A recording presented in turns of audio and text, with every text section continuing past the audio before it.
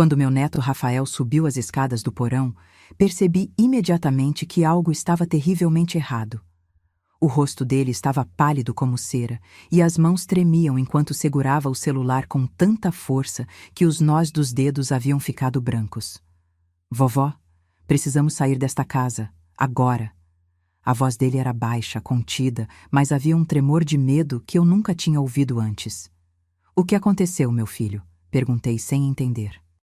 Ele me olhou com os olhos arregalados, a respiração curta. Por favor, vovó, confie em mim. Faça uma mala, só o essencial. A gente precisa ir embora. Em menos de 20 minutos, estávamos na estrada, deixando para trás a casa onde vivi por mais de 40 anos. Só depois descobri a verdade. Mas antes de continuar, confira se você já está inscrito no canal e escreva nos comentários de onde você está assistindo este vídeo. Adoramos saber até onde nossas histórias estão chegando. Meu nome é Lucia Martins. Tenho 70 anos e moro sozinha desde que meu marido Antônio faleceu há 6 anos. Nossa casa fica em um bairro tranquilo, com um jardim que Antônio cultivou com dedicação por décadas. Sempre me senti segura ali, protegida pelas paredes que meu marido ajudou a construir com as próprias mãos. Ele era carpinteiro, um homem que acreditava que cada prego, cada tábua, cada viga deveria ser colocada com precisão e cuidado. Uma casa bem construída protege sua família, ele costumava dizer. Nossos 2 filhos, Carlos e Mariana, cresceram nessa casa. Carlos seguiu os passos do pai e se tornou engenheiro civil. Mariana escolheu direito, especializando-se em direito imobiliário. Ambos construíram suas próprias vidas, suas próprias casas, suas próprias famílias. Carlos teve 2 filhos, Rafael e Júlia. Rafael, o mais velho, herdou a paixão do avô pela construção. Aos 28 anos, já tinha sua própria empresa de reformas. Nos últimos meses, comecei a me sentir estranha. Acordava com dores de cabeça persistentes, enjoos que tornavam impossível comer qualquer coisa mais substancial que uma torrada, e uma tontura constante que me fazia agarrar os móveis enquanto caminhava pela casa. O médico disse que era normal para a minha idade. Seu corpo está mudando, dona Lúcia. Vamos ajustar seus remédios. Mas os novos remédios não ajudaram. Na verdade, parecia que eu estava ficando cada vez mais fraca. Perdi peso. Meu rosto no espelho parecia mais pálido e mais velho a cada dia. Carlos começou a visitar com mais frequência, trazendo comida que eu mal conseguia comer e verificando os sistemas da casa. Estou tornando tudo mais eficiente para você, mãe, explicava, enquanto selava saídas de ar antigas e instalava um novo detector de monóxido de carbono. Isso vai reduzir suas contas de aquecimento. Mariana também aparecia regularmente, sempre trazendo documentos para eu assinar. Apenas atualizações do testamento, mãe, dizia ela com um sorriso tranquilizador. É importante manter tudo em ordem, especialmente agora. Naquela manhã de outubro, Rafael apareceu inesperadamente. Ele vinha com menos frequência desde que discutira com o pai sobre algum assunto da empresa. Abri a porta e o vi parado ali, com sua caixa de ferramentas, a mesma que pertencera a Antônio. Oi, vovó, disse ele sorrindo, mas o sorriso sumiu rapidamente quando me olhou. Você não parece bem. É só a idade, respondi, fazendo-o entrar. O que traz você aqui? Vim verificar aquele vazamento no porão que você mencionou ao telefone, respondeu ele, colocando a caixa de ferramentas na mesa da cozinha. E achei que poderia dar uma olhada geral na casa também. Assenti, agradecida por sua ajuda. Rafael sempre foi atencioso, e desde a morte do avô, parecia sentir uma responsabilidade especial por mim. Era tão parecido com Antônio, não apenas fisicamente, com o mesmo queixo forte e os mesmos olhos castanhos observadores, mas também na maneira meticulosa como abordava seu trabalho.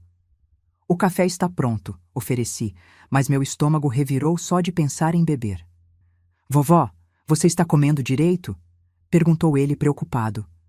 Quando consigo, respondi honestamente. Meu estômago anda embrulhado. Rafael franziu a testa, mas não insistiu. Pegou a caixa de ferramentas e desceu para o porão. Fiquei na cozinha, tentando me forçar a beber um pouco de chá. Pela janela, podia ver o carvalho que Antônio plantou quando Carlos nasceu, agora majestoso, suas folhas começando a dourar com o outono. O tempo passou e Rafael não voltava. Comecei a ficar preocupada. Chamei seu nome da porta do porão, mas não houve resposta. Estava prestes a descer quando ouvi seus passos subindo a escada. Quando ele emergiu do porão, fiquei chocada com sua aparência. Estava coberto de poeira, com manchas de suor na testa apesar do frio de outubro. Mas foi seu rosto que me assustou, uma mistura de raiva, medo e incredulidade. "Vovó", disse ele, a voz contida e tremendo ligeiramente. "Quem esteve fazendo trabalhos na casa recentemente?" "Seu pai", respondi. "Ele tem vindo regularmente para melhorar a eficiência energética." "Por quê?" Rafael ficou imóvel por um momento. Então, lentamente, colocou o celular na mesa da cozinha e o empurrou em minha direção. "Preciso que você veja isso", disse ele. Na tela do celular, vi uma série de fotos que pareciam ter sido tiradas no porão. Tubulações, fios e uma pequena caixa metálica conectada ao que parecia ser a tubulação de gás principal da casa. "O que é isso?" perguntei, confusa com o que estava vendo. "É um sistema para liberar monóxido de carbono no seu quarto", disse Rafael, sua voz baixa mais intensa. "Está conectado ao seu aquecedor. Quando o aquecimento liga à noite, pequenas quantidades de gás são liberadas." Fiquei paralisada, incapaz de processar o que ele estava dizendo. "Isso não pode estar certo", murmurei. "Deve haver algum engano." "Não há engano, vovó." Rafael deslizou para outra foto, mostrando uma seção do que parecia ser uma parede. "Vê essas saídas de ar seladas? Estão estrategicamente fechadas para manter o gás concentrado no seu quarto. E isso..." Ele mostrou outra foto. "É o seu detector de monóxido de carbono. Foi manipulado para não funcionar." Meu coração batia tão forte que podia ouvi-lo nos meus ouvidos. "Mas quem faria isso? E por quê?" Rafael respirou fundo, como se estivesse se preparando para dizer algo terrível. "Vovó, seus sintomas, dores de cabeça, náuseas, tontura, são todos sinais de envenenamento por monóxido de carbono. Alguém está tentando te matar lentamente, fazendo parecer uma morte natural por idade." O mundo parecia estar desmoronando ao meu redor. As paredes da cozinha, tão familiares, de repente pareciam ameaçadoras. O chão sob meus pés parecia instável. "Seu pai", sussurrei. "Você está dizendo que Carlos fez isso?" "Ele é o único que esteve fazendo modificações na casa", respondeu Rafael, segurando minhas mãos. "E ele tem conhecimento técnico para isso. Vovó, precisamos sair daqui agora. Faça uma mala pequena, apenas o essencial. Não podemos contar a ninguém onde estamos indo." "Mas esta é minha casa", protestei fracamente. "Antônio construiu." "Não é mais segura", interrompeu Rafael, gentilmente, mas com firmeza. "Por favor, vovó, confie em mim." Algo na intensidade de seus olhos, tão parecidos com os de Antônio, me convenceu. Assenti lentamente e me levantei, segurando na mesa para me equilibrar. Fazer a mala foi um pesadelo nebuloso. Minhas mãos tremiam enquanto colocava algumas roupas, meus remédios e a foto de Antônio que mantinha na mesa de cabeceira em uma pequena mala. Rafael me apressava gentilmente, verificando constantemente pela janela, como se esperasse que alguém chegasse a qualquer momento. "Pronta?" perguntou ele quando voltei à sala com a mala. "Não diga a ninguém para onde estamos indo. Não atenda o telefone se seus filhos ligarem." Enquanto entrava em sua caminhonete, olhei uma última vez para minha casa. 43 anos de memórias. Criando filhos, envelhecendo com Antônio, enfrentando a viuvez. E agora tudo estava manchado por algo monstruoso. Rafael dirigiu por quase 1 hora, ocasionalmente verificando o retrovisor. Meu celular tocou várias vezes na minha bolsa, o nome de Carlos piscando na tela. Cada vez, Rafael balançava a cabeça e eu deixava ir para o voicemail. "Para onde estamos indo?" perguntei finalmente, quando o silêncio se tornou insuportável. "Um hotel por enquanto", respondeu ele. Precisamos nos afastar e pensar no próximo passo. Rafael, você realmente acha que seu pai... Que Carlos... Não consegui completar a frase. A ideia de que meu próprio filho poderia querer me matar era impensável. Rafael apertou o volante até os nós dos dedos ficarem brancos. Eu não quero acreditar, vovó. Mas as evidências estão lá. Aquele sistema não se instalou sozinho, e papai foi o único fazendo melhorias na casa nos últimos meses. Chegamos a um pequeno hotel de beira de estrada, o tipo de lugar onde ninguém faz muitas perguntas. Rafael pagou em dinheiro por uma noite, usando apenas seu primeiro nome. No quarto simples, sentei-me na beira da cama, exausta e desorientada, enquanto ele fechava as cortinas e checava a tranca da porta. Precisamos falar sobre o que aconteceu, disse ele, sentando-se na única cadeira do quarto. E precisamos entender por que eles fariam isso. Naquela noite, nenhum de nós dormiu. Rafael pesquisava em seu laptop enquanto eu olhava fixamente para o teto, tentando entender como minha vida tinha virado de cabeça para baixo em um único dia. De manhã, Rafael tinha algumas respostas. A empresa do papai está falindo, disse ele, mostrando-me notícias online. Eles perderam um grande contrato há 6 meses e desde então têm despedido funcionários. Carlos nunca mencionou problemas financeiros, disse eu, tentando absorver essa nova informação. Ele não contaria a ninguém, respondeu Rafael. Ele sempre foi orgulhoso demais, mas há mais. Ele clicou em outra página. A casa dele e da mamãe está com hipoteca atrasada. Eles podem perder tudo. E há outra coisa. Ele hesitou. O quê? Pressionei. A tia Mariana tem feito você assinar documentos, certo? Perguntou ele. Quando assenti, ele continuou. Consegui acessar os e-mails dela. Ela e o tio Paulo estão com problemas também. A clínica médica dele está afundada em dívidas, e eles acabaram de receber uma notificação de execução hipotecária da casa de veraneio. Senti um frio na espinha. Mas o que isso tem a ver comigo? Sua casa, vovó, respondeu Rafael suavemente. Está completamente quitada e vale mais de 1 milhão agora com todo o desenvolvimento do bairro. Se você morresse de causas aparentemente naturais, papai e Mariana dividiriam tudo. O quarto girou ao meu redor. Precisei segurar a beirada da cama para me estabilizar. Meus próprios filhos, sussurrei, tentando me matar por dinheiro. Rafael se levantou e sentou-se ao meu lado, colocando um braço ao redor dos meus ombros. Sinto muito, vovó. Eu queria estar errado. Respirei fundo, tentando acalmar meu coração acelerado. O que fazemos agora? Precisamos de mais provas, disse Rafael determinado. Algo concreto que possamos levar à polícia. Você já tem as fotos do dispositivo, apontei. Sim, mas precisamos de mais. Precisamos voltar à casa. Não, exclamei, o medo me inundando. É perigoso demais. Confia em mim, vovó, disse ele, seus olhos sérios. Tenho um plano. Na tarde seguinte, estacionamos uma quadra de distância da minha casa.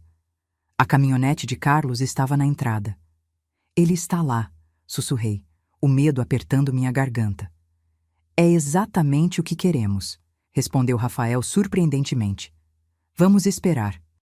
Após 1 hora de observação silenciosa, outro carro chegou, o sedã preto de Mariana. Logo depois, o SUV de Paulo, marido dela.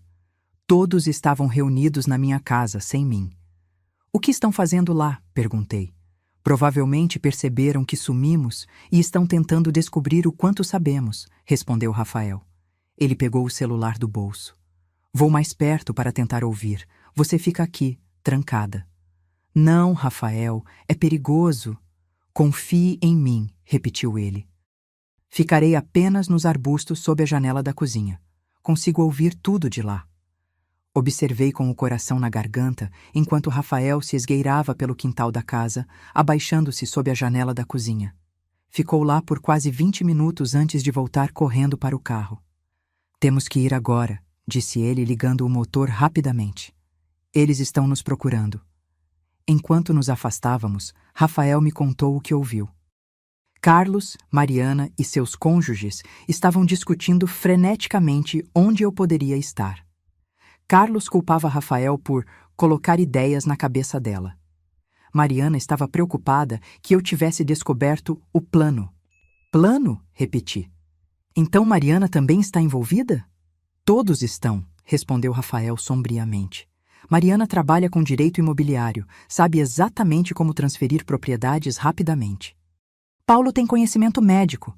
Provavelmente ajudou a calcular as dosagens de gás que te deixariam doente sem matar imediatamente. E Lúcia, a esposa do papai, estava pesquisando sobre vendas rápidas de imóveis. Fiquei em silêncio, tentando processar a profundidade da traição. Não apenas Carlos, mas Mariana também.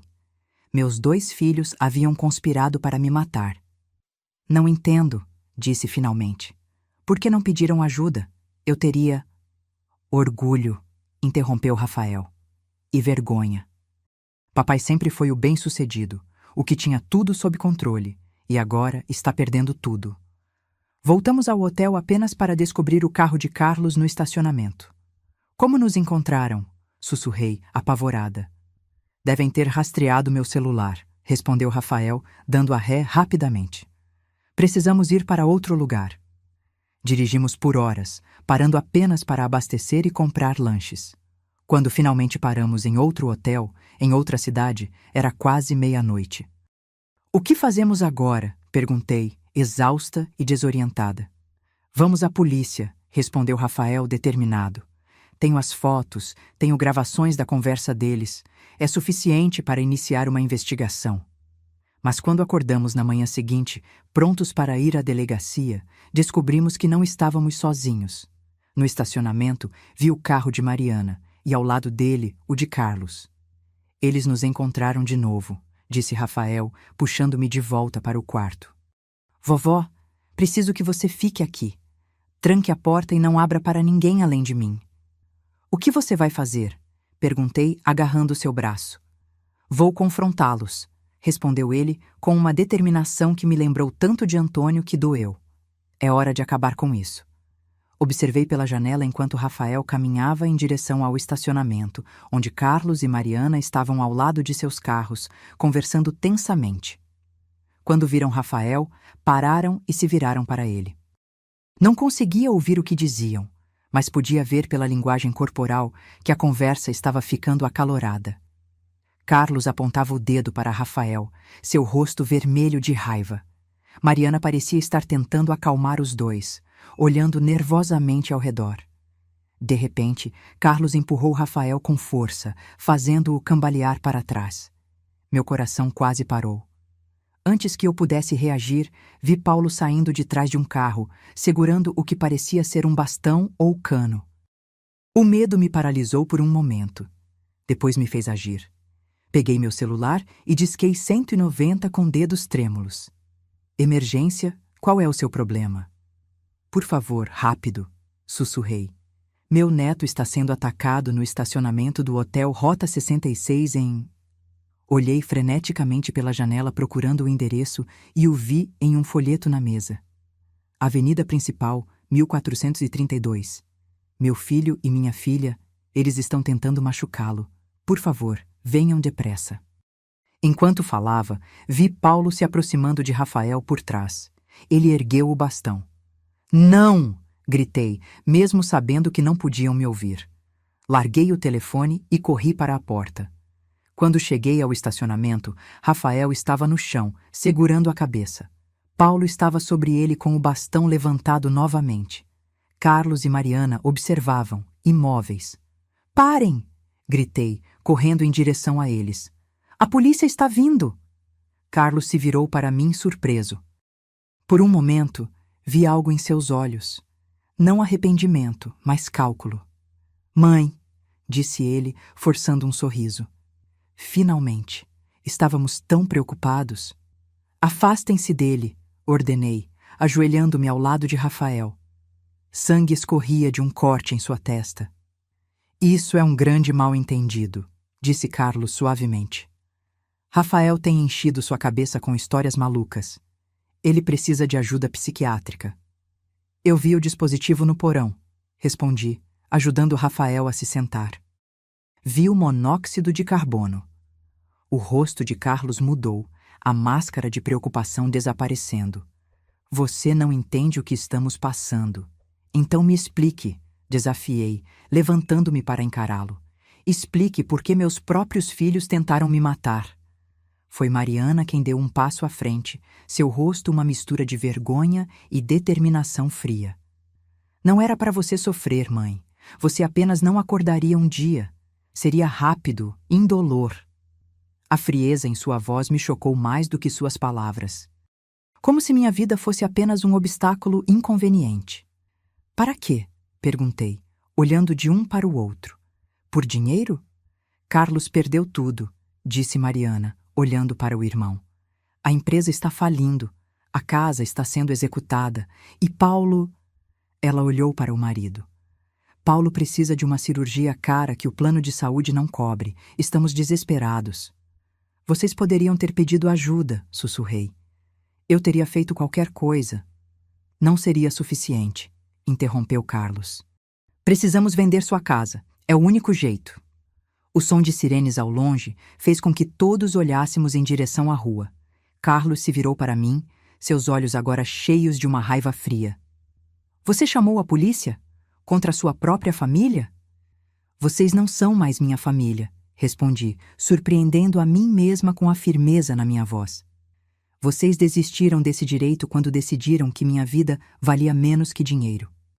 Carlos deu um passo em minha direção, mas Rafael se levantou, cambaleando ligeiramente. Não se aproxime dela, avisou ele. As sirenes estavam mais altas agora. Carlos olhou freneticamente ao redor, depois para Mariana e Paulo. Temos que sair daqui, disse ele urgentemente. É tarde demais, respondeu Rafael, segurando meu braço para se apoiar. Acabou. 2 carros de polícia entraram no estacionamento, luzes piscando. Carlos fez uma última tentativa desesperada. Mãe, por favor. Somos sua família. Não faça isso conosco. Olhei para o rosto do homem que criei, que embalei em meus braços, que ensinei a andar. E não vi nada do menino que conheci. Vocês fizeram isso a si mesmos, respondi, virando-me para os policiais que se aproximavam. Os dias que se seguiram foram uma série interminável de depoimentos, exames e perguntas. A polícia investigou minha casa e encontrou exatamente o que Rafael havia documentado. Um sistema sofisticado, projetado para liberar monóxido de carbono no meu quarto enquanto eu dormia. O detector havia sido sabotado. Encontraram e-mails e mensagens de texto entre Carlos, Mariana e seus cônjuges, discutindo o plano e quanto minha casa valia. O promotor disse que era um caso sólido, tentativa de homicídio premeditado e conspiração. Carlos, Lúcia, Mariana e Paulo foram todos presos e aguardavam julgamento. Fiquei hospedada temporariamente com Rafael, incapaz de voltar para minha casa. Cada vez que fechava os olhos, via o rosto frio de Carlos, ouvia a voz calculista de Mariana. Como meus próprios filhos poderiam ter me traído tão completamente? Você vai testemunhar? Perguntou Rafael uma noite, enquanto jantávamos em seu pequeno apartamento. Olhei pela janela para a cidade desconhecida lá fora. Tenho escolha? Sempre há escolha, vovó, respondeu ele gentilmente. Você não precisa fazer isso se for doloroso demais. Pensei em Antônio, em como ele valorizava a honestidade acima de tudo. Vou testemunhar, decidi, pela verdade. O julgamento foi mais rápido do que esperava. As evidências eram esmagadoras. O juiz permitiu que eu falasse durante a sentença.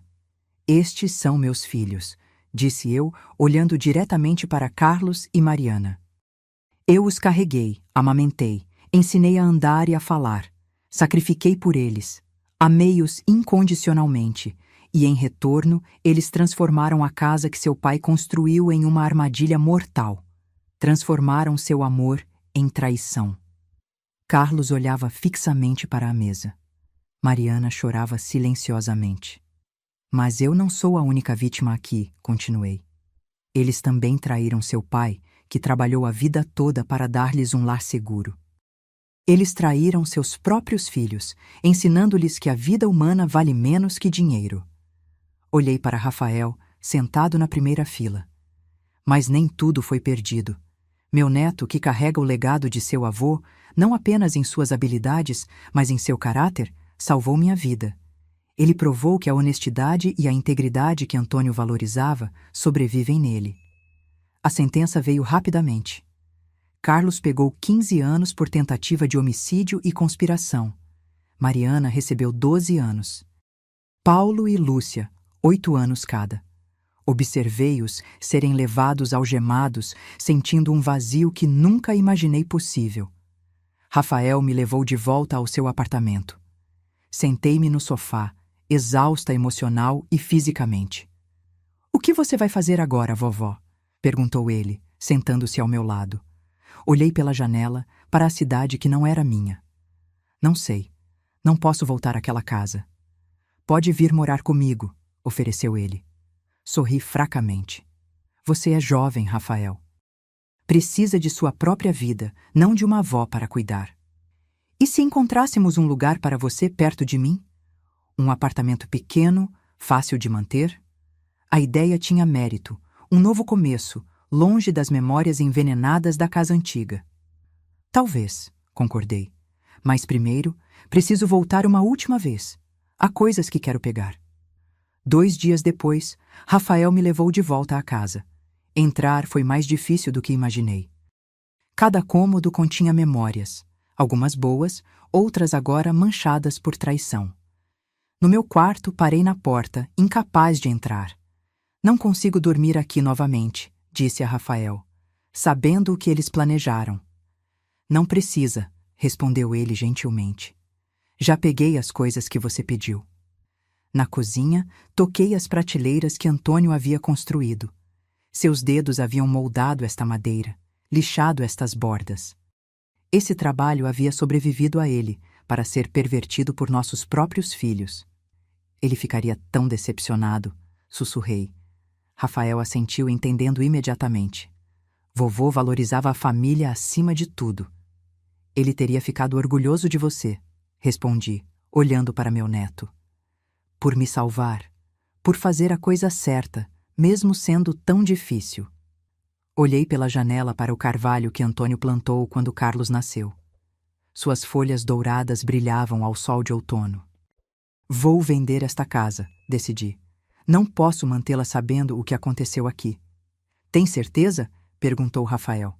"É sua casa. Vovô a construiu para você." "É apenas uma casa agora", respondi. Os valores que Antônio colocou nela, segurança, proteção, amor, foram corrompidos. Mas esses valores sobrevivem em você, Rafael, e é isso que importa. Uma semana depois, coloquei a casa à venda.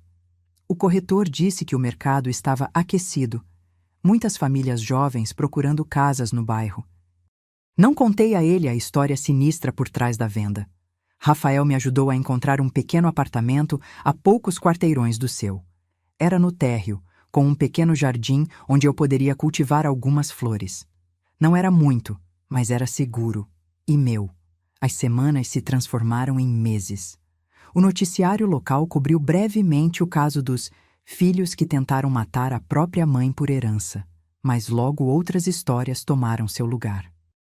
A casa foi vendida para uma jovem família com 2 crianças pequenas. Não contei a ele sobre o dispositivo no porão ou as noites que passei doente naquele quarto. A polícia havia removido tudo, e a casa estava segura novamente. No meu novo apartamento, criei uma rotina. Cuidava do jardim pela manhã, lia à tarde e às vezes caminhava até uma pequena cafeteria próxima.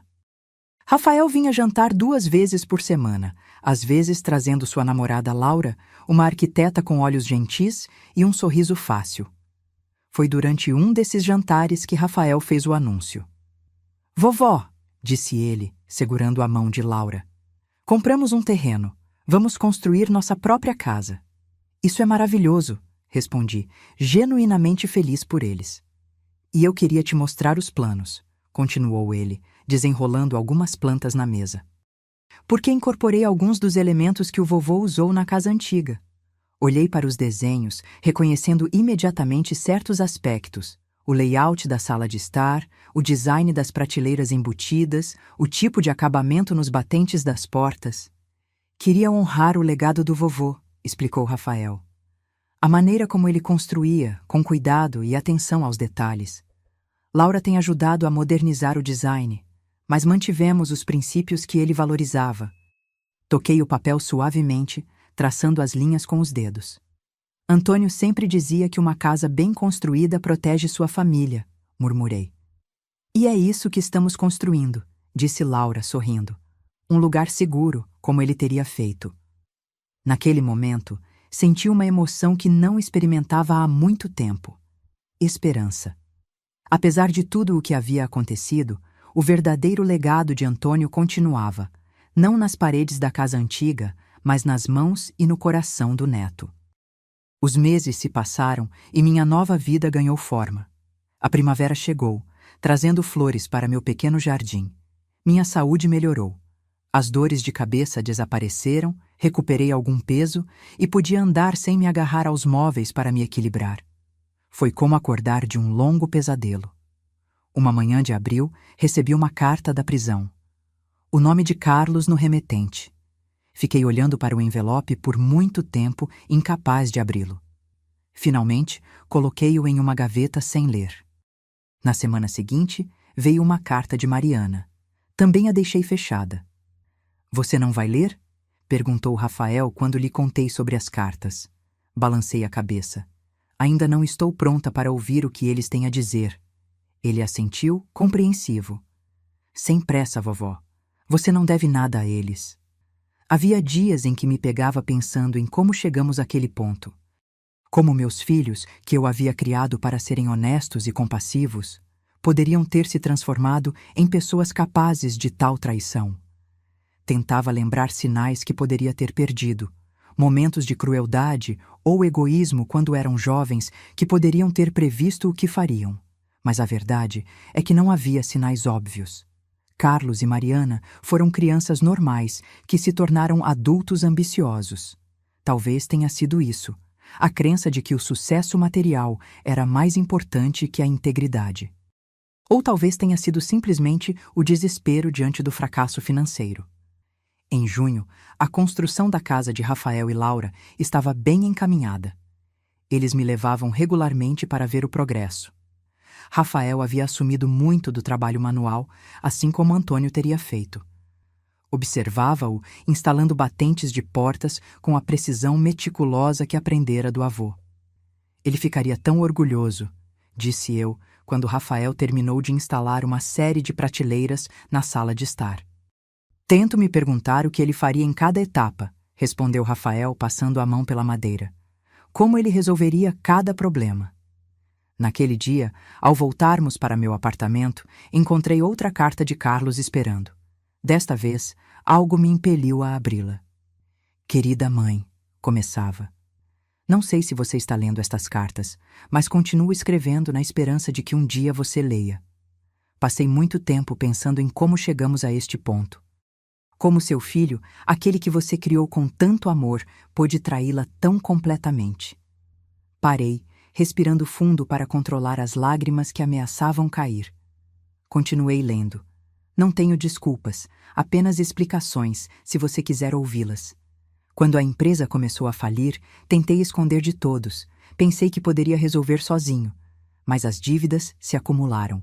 A casa estava prestes a ser tomada. Lúcia e eu discutíamos constantemente sobre dinheiro. Foi quando Mariana mencionou sua casa, o quanto valia agora.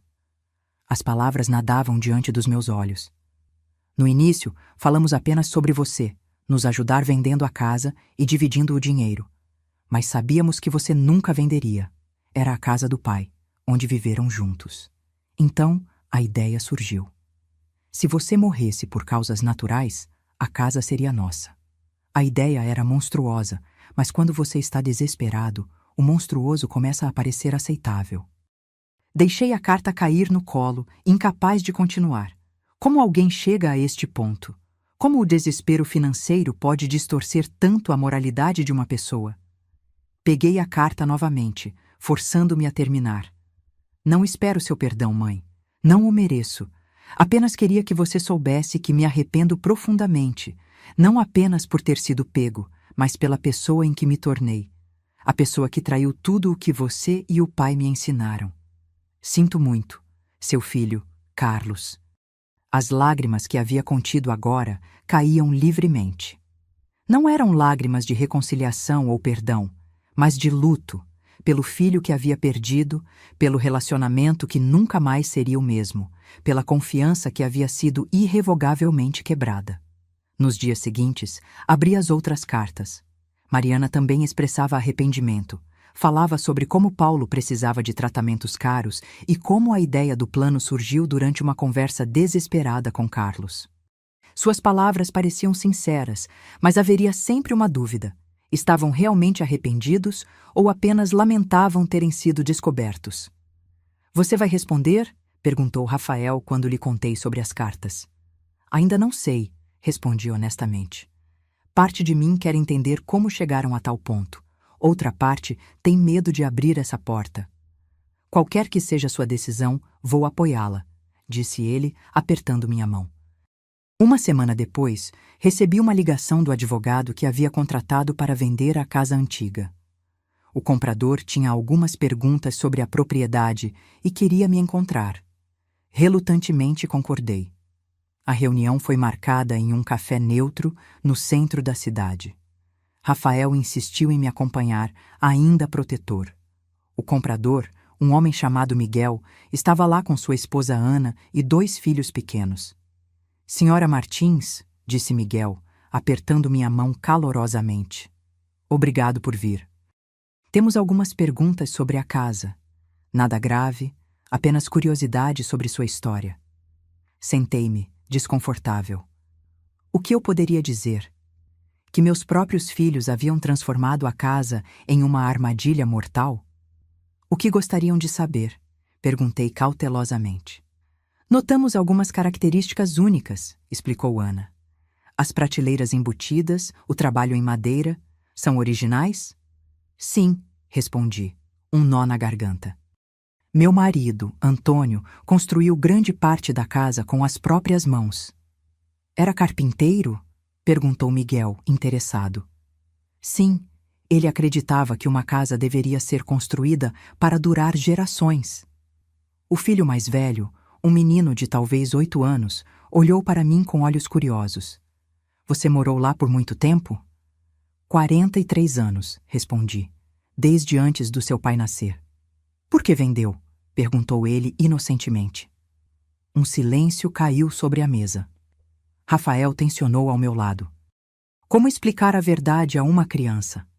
Às vezes, respondi finalmente, escolhendo as palavras com cuidado. Uma casa guarda muitas memórias. Algumas são boas, outras são difíceis. Chegou um momento em que precisava de um novo começo.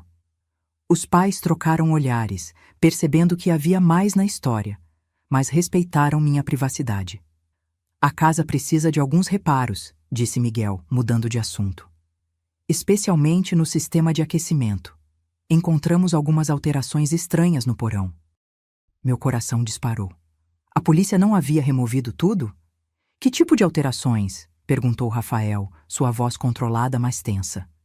Parece que alguém fez algumas modificações amadoras no sistema de gás, explicou Miguel. Já chamamos um técnico para normalizar tudo. Só estávamos curiosos se você sabia sobre isso. Olhei para Rafael e ele assentiu levemente. Era melhor contar uma versão editada da verdade. Meu filho tentou fazer algumas melhorias na casa, disse eu. Mas ele não era qualificado. Por favor, certifique-se de que um profissional inspecione tudo cuidadosamente. Miguel assentiu. Já estamos fazendo isso. Segurança em primeiro lugar, especialmente com crianças. Ao sairmos do café, senti um peso sendo levantado dos meus ombros. Aquela família transformaria a casa em algo novo, apagando as sombras deixadas pela traição dos meus filhos. Você fez a coisa certa, disse Rafael enquanto caminhávamos. Eles precisavam saber para se protegerem. Espero que sejam felizes lá, respondi. Que criem memórias melhores do que as últimas que tive. No outono, a casa de Rafael e Laura estava quase pronta. O design combinava elementos tradicionais que Antônio teria usado com toques modernos, sugeridos por Laura. Era uma casa que olhava para o futuro enquanto honrava o passado. Gostaríamos que você viesse morar conosco quando estiver pronta, disse Rafael um dia, surpreendendo-me. O quê? Perguntei confusa. Projetamos um pequeno apartamento anexo, explicou Laura, com entrada privativa e tudo o que você precisa para ser independente, mas conectado à casa principal. Você não precisa fazer isso, protestei. Vocês são jovens, vão querer sua privacidade, talvez formar uma família. É por isso mesmo que queremos você por perto, interrompeu Laura gentilmente. Família é importante para nós. A verdadeira família. As palavras me atingiram profundamente. Família. Uma palavra que havia perdido seu significado quando meus próprios filhos tentaram me matar, agora sendo reconstruída por um neto e sua companheira. Pense nisso, disse Rafael. Não precisa decidir agora. Naquela noite, sentada sozinha em meu pequeno apartamento, peguei o álbum de fotos antigo que havia trazido da casa. Havia fotos de Carlos e Mariana quando crianças, seus sorrisos inocentes, suas mãos pequenas segurando as minhas. Havia fotos de Antônio construindo a casa, seu rosto concentrado enquanto media e cortava madeira. E havia fotos de Rafael crescendo. Primeiro um bebê nos braços de Carlos, depois uma criança curiosa seguindo Antônio pela casa, aprendendo a usar ferramentas, absorvendo valores que seus próprios pais haviam rejeitado. Em novembro, fiz minha primeira visita à prisão. Carlos parecia mais velho, mais magro, com olheiras profundas e um olhar assombrado. "Mãe", disse ele, sua voz embargada. "Você veio." "Vim", respondi simplesmente. Ficamos em silêncio por um momento, o peso de tudo que havia acontecido pairando entre nós. "Li suas cartas", disse finalmente. "Todas?" "Todas." Carlos baixou os olhos. "Sinto muito, mãe, mais do que consigo expressar." "Por quê?" perguntei, a pergunta que havia me atormentado por meses. "Por que não vieram até mim? Por que não pediram ajuda?" "Vergonha", respondeu ele. "Orgulho. Não queria admitir que havia falhado. Que tudo o que construí estava desmoronando. Então decidiu me matar", disse eu, as palavras duras, mas necessárias. Carlos estremeceu como se tivesse sido esbofeteado. "Não foi uma decisão tomada de uma vez. Foi gradual. Primeiro pensamos em te convencer a vender a casa. Quando ficou claro que você nunca faria isso, começamos a falar sobre alternativas. Foi Mariana quem sugeriu primeiro, mas eu elaborei o plano. Usei meu conhecimento técnico para projetar algo que pareceria natural." A frieza clínica com que ele descrevia o plano me gelou até os ossos. "Antônio ficaria tão decepcionado", disse eu. "Eu sei", respondeu Carlos, lágrimas nos olhos. "Eu traí tudo o que ele representava, tudo o que ele me ensinou. Não apenas ele. Você traiu a si mesmo, seus próprios filhos, sua irmã. Rafael nunca vai me perdoar, vai?" "Isso é com ele", respondi. "Ele salvou minha vida quando você tentou tirá-la." Saí da prisão sentindo-me exausta, mas estranhamente mais leve. Não havia perdão ainda, talvez nunca houvesse completamente. Mas havia uma espécie de encerramento. A verdade havia sido dita, os motivos expostos, por mais feios que fossem. Visitei Mariana na semana seguinte. Nossa conversa foi similar: lágrimas, arrependimento, explicações que não justificavam nada. Quando saí, prometi voltar eventualmente, mas não logo. Precisava de tempo. Em dezembro, a casa de Rafael e Laura ficou pronta. Eles fizeram uma pequena festa de inauguração, apenas alguns amigos próximos e eu. O pequeno apartamento anexo estava pronto também, esperando minha decisão. Caminhei pelos cômodos, tocando as paredes, as prateleiras, os batentes das portas. Cada detalhe mostrava o mesmo cuidado que Antônio teria dedicado. Em um canto da sala de estar, vi algo que me fez parar. Uma pequena mesa que reconheci imediatamente. "É a mesa de cabeceira do vovô", explicou Rafael, notando meu olhar. A que ele fez para o quarto de vocês. Consegui restaurá-la. Toquei a madeira polida, lembrando-me de Antônio trabalhando nela em sua oficina, lixando cada superfície até ficar perfeitamente lisa. Coloquei aqui para você decidir se quer no seu quarto, caso decida ficar conosco, continuou Rafael.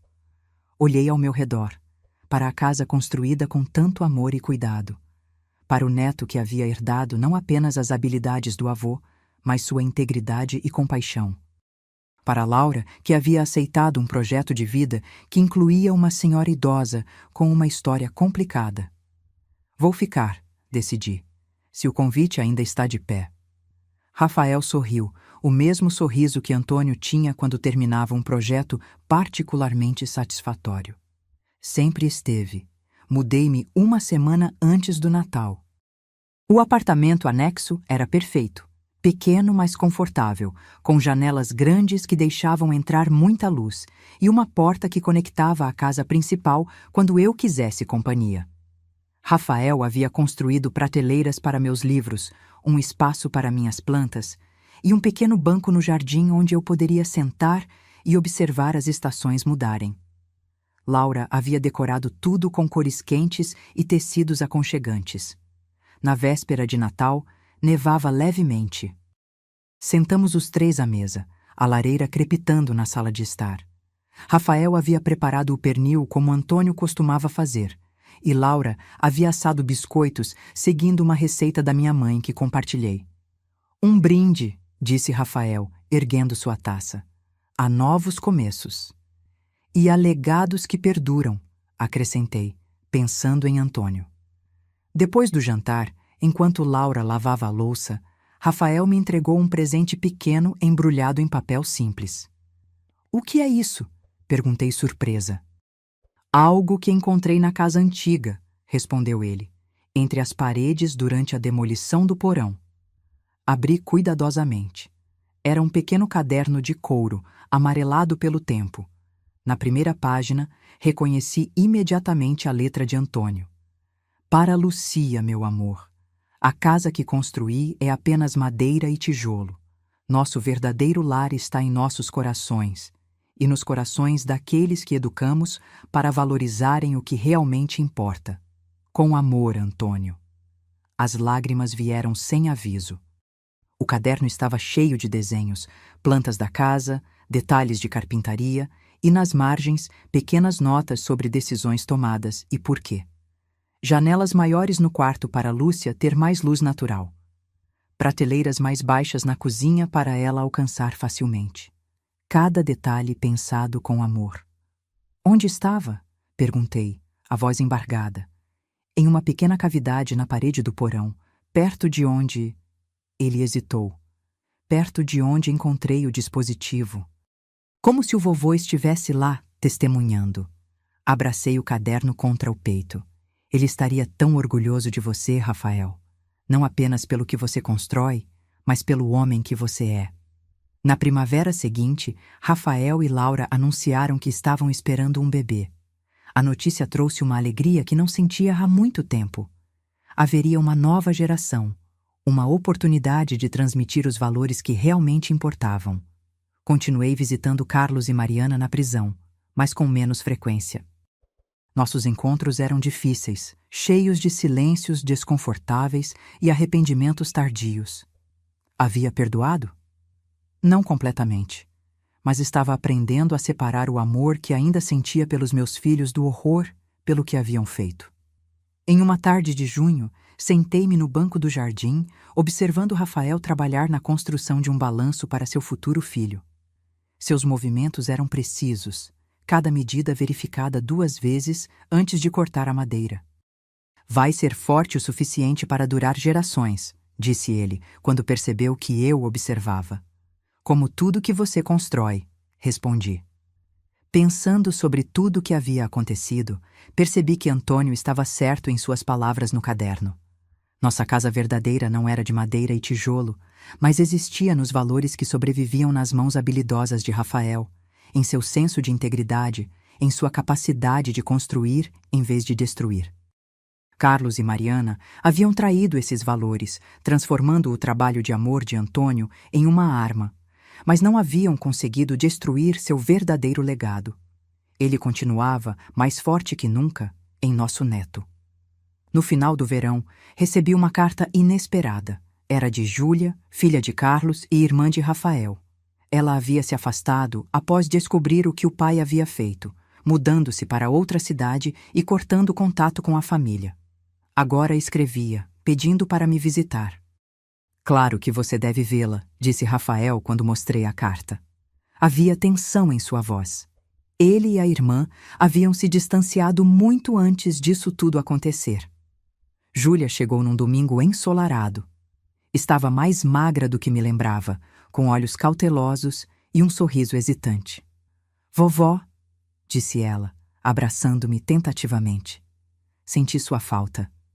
Eu também senti a sua, respondi. Ela olhou em volta, admirando a casa de Rafael. É linda. Parece algo que o vovô Antônio teria construído. Essa era a intenção, respondeu Rafael, aparecendo na porta.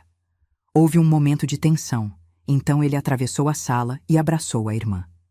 Durante o almoço, Júlia nos contou sobre sua vida. Um novo emprego, um novo começo em outra cidade.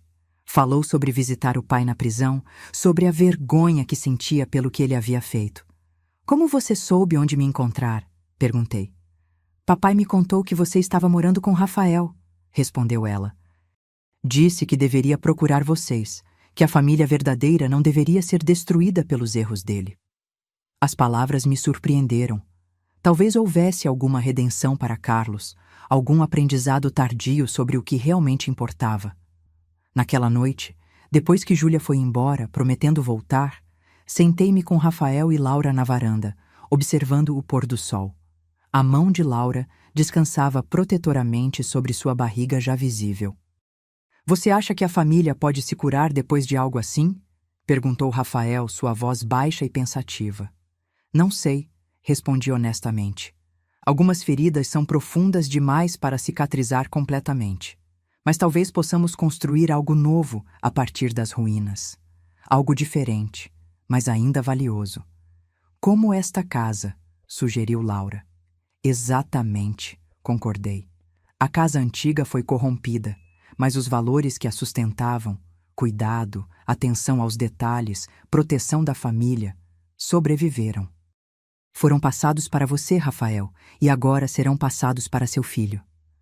Observando as estrelas começarem a aparecer no céu escurecido, pensei em Antônio e no legado que ele deixou. Não era a casa que ele construiu com tanto amor, agora habitada por estranhos.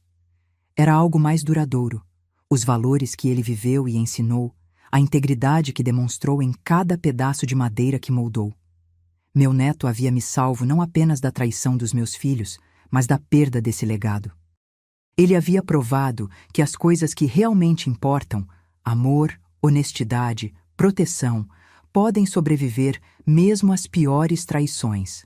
E talvez, com o tempo, até mesmo Carlos e Mariana pudessem encontrar novamente esses valores. Não para apagar o que fizeram, mas para reconstruir algo das cinzas de suas escolhas terríveis. Na manhã seguinte, peguei o caderno de Antônio e acrescentei minhas próprias palavras na última página. Para nosso bisneto que em breve chegará. Que você cresça sabendo que uma casa não é apenas madeira e pedra, mas amor e proteção. Que você herde a habilidade de seu bisavô nas mãos de seu pai e sua integridade em seu coração. E que nunca esqueça que o verdadeiro legado não está no que possuímos, mas em como vivemos e amamos. Com todo o meu amor, bisavó Lucia. Fechei o caderno, sentindo uma paz que não experimentava há muito tempo. A traição de meus filhos havia quase me destruído, mas também havia revelado a verdadeira força do legado de Antônio. Não na casa que ele construiu, mas no neto que ele inspirou. A vida continua, mesmo após a pior das traições.